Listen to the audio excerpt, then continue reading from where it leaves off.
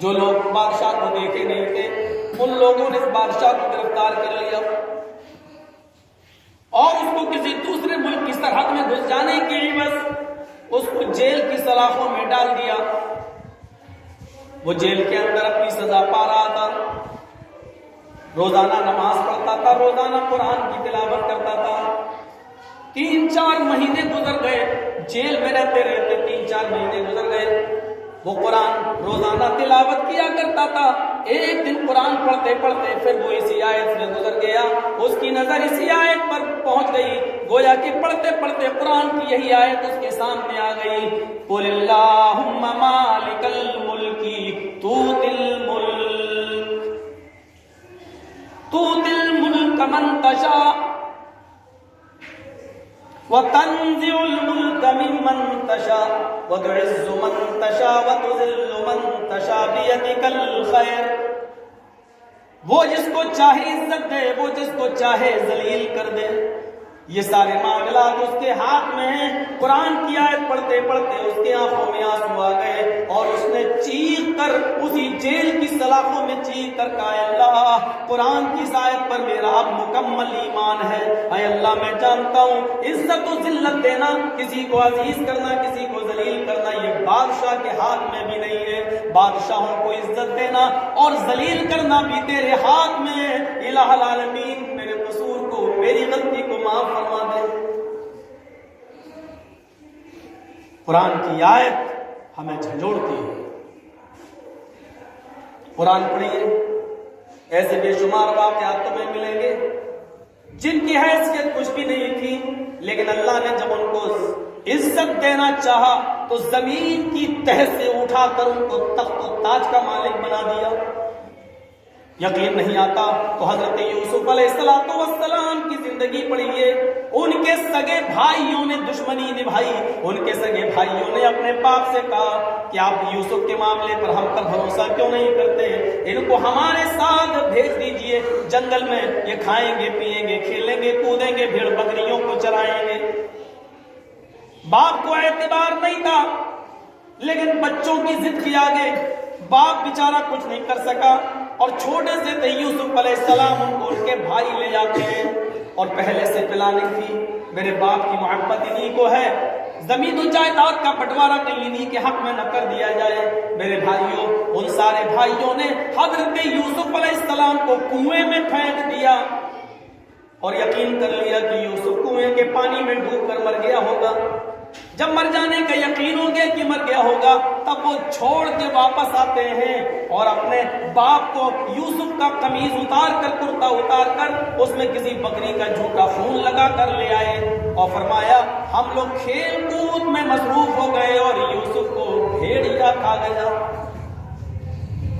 یوسف کی حیثیت اس وقت کیا تھی؟ یہ قافلہ گزر رہا ہے، قافلے نے کنویں میں ڈول ڈالی، پانی کھینچا، اس میں یوسف علیہ السلام بیٹھ گئے۔ لوگوں نے کہا یہ تو بڑا بھاری پانی، سمجھ میں نہیں آتا۔ کئی لوگوں نے مل کر جب رسی کھینچی تو دیکھا ایک چھوٹا سا بچہ ہے۔ ان لوگوں نے اس بچے کو اپنی گرفت میں لے لیا اور مصر کے بازار میں اس بچے کو بیچ دیا گیا۔ حیثیت دیکھیے یوسف کو، بھائیوں نے کنویں میں پھینکا، قافلے میں نکالا، مصر کے بازار میں بیچے گئے۔ عزیز مصر نے اس بچے کو خرید لیا، ان کی بیوی اس بچے کی دیکھ ریکھ کرتی نہیں، دھیرے دھیرے پروان چڑھاتی نہیں، اور جب یہ بالغ ہو گئے تو ان کی خوبصورتی پر اس کی نیت خراب ہوئی۔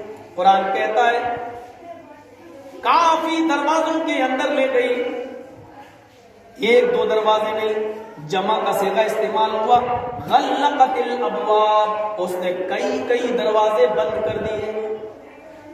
جانے کے بعد اس نے اپنا منشا ظاہر کیا، آؤ اور میری خواہش پوری کرو۔ یوسف علیہ السلام کہتے ہیں معاذ اللہ، وہاں سے بھاگے، ایک دروازہ کھول کر بھاگنے میں کامیاب ہوئے، دوسرا دروازہ کھول کر بھاگنے میں کامیاب ہوئے، تیسرا دروازہ کھول کر بھاگنے میں کامیاب ہوئے، آخری دروازہ کھول ہی رہے تھے کہ پیچھے سے بادشاہ مصر کی بیوی نے ان کو کھینچا، یہ گرے، پیچھے سے ان کی قمیض پھٹی، سامنے دروازہ کھل جاتا ہے، دروازے پر بادشاہ مصر کھڑا ہے اور فوراً چابک دستی चालाकी दिखाई और फौरन अपने शौहर से कह दिया, जो लड़का जो शख्स आपकी बीवी पर बुरी नजर डाले और आपकी बीवी की इज्जत व आबरू से खेलना चाहे, उसकी क्या सजा होनी चाहिए। मक्र फरेब करके जेल में पहुंचा दिया। कुरान की आयत हमें यह भी इशारा करती है कि समाज में अगर जिनाकारी और बदकारी के अगर मामले खुलकर सामने आए तो पंचायत में फैसला करने से पहले उसमें खताकार और गलत लड़की को मानना पड़ेगा, क्योंकि जिना की पहल लड़की की तरफ से पहले होती है, औरत की तरफ से पहले होती है।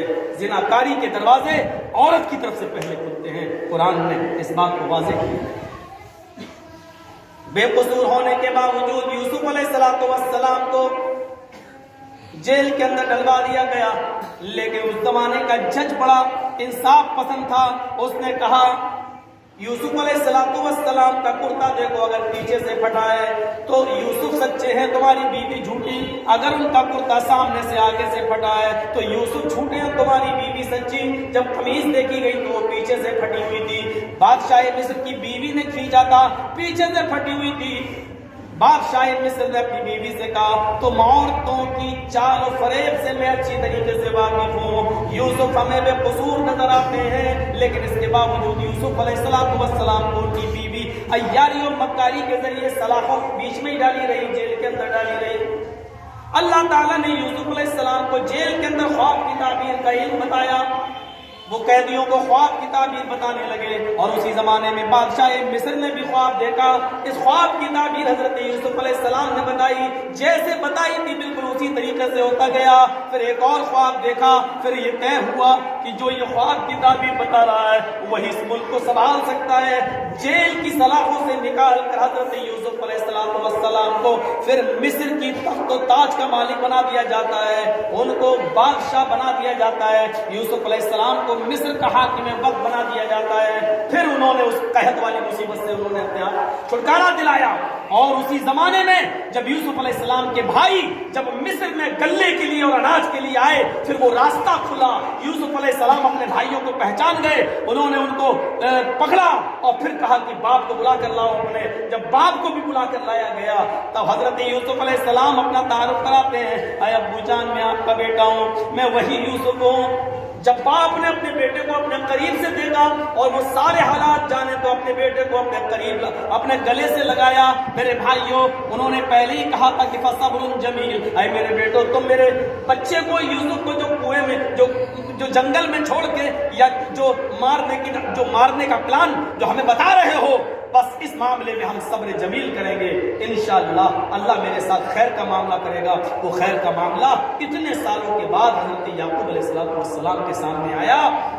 वतुइज़्ज़ु मन तशा वतुज़िल्लु मन तशा, वो अल्लाह चाहे तो कुएं की तारीकी से निकालने के बाद तख्त और ताज का मालिक भी बना देता है। जिसको चाहे इज्जत दे, जिसको चाहे जलील करे। इस बादशाह को देखा जिसको जलील किया। तुम अपने आप को समझते हो कि इज्जत और जिल्लत के मालिक तुम हो, नहीं, जलील कर दिया जेल की सलाखों में। यूसुफ अलैहिस्सलाम को देखो, जिल्लत पस्ती की जिंदगी से निकाल कर तख्त और ताज का मालिक बना। हजरत उमर फारूक रज़ियल्लाहु ताला अन्हु की जिंदगी पर नजर डालिए, क्या थी उनकी जिंदगी, कौन सी बुराई ऐसी थी जो उमर के अंदर ना हो। लेकिन जब इस्लाम लाते हैं एक खूबी इनके अंदर ऐसी थी कि जिस खूबी की वजह से अल्लाह के नबी ने भी दुआ मांगी थी। आय अल्लाह, अल्लाहुम्मा अय्यिदिल इस्लाम बि उमर इब्नुल खत्ताब। आय अल्लाह तू मुझे उमर दे दे, मैं तुझे इस्लाम दे दूंगा। आय अल्लाह तू मुझे उमर दे दे, मैं तुझे तक़वियत मजबूत करके इस्लाम तुझ तक पहुंचा दूंगा। जैसा इस्लाम तू चाहता है वैसा इस्लाम मैं तुझे दे दूंगा, लेकिन मुझे उमर की जरूरत है। दूसरे ही दिन अल्लाह ताला ने नबी अकरम की दुआ सुन ली। हजरत उमर फारूक से ख्वाहिश पूछी गई तो कहते हैं कि मेरी पहली ख्वाहिश ये है, अभी तक आप छुप छुप कर नमाजें पढ़ रहे हैं। ज़ैद इब्न अरकम के घर में 39 आदमी हैं, 40 मुझे लेकर हो गए हैं। अय अल्लाह के नबी, मेरी ख्वाहिश ये है कि कल खाने काबा में चला जाए, वहां नमाज पढ़ी जाए, आप मुसल्ले इमामत पर खड़े हो जाएं, 39 आदमी आपके पीछे नमाज पढ़े, मैं खाने काबा के दरवाजे पर तलवार लेकर खड़ा हो जाता हूँ और देखता हूँ कि किसकी माँ ने किसको कितना दूध पिलाया है, जो आपको और आपके साथियों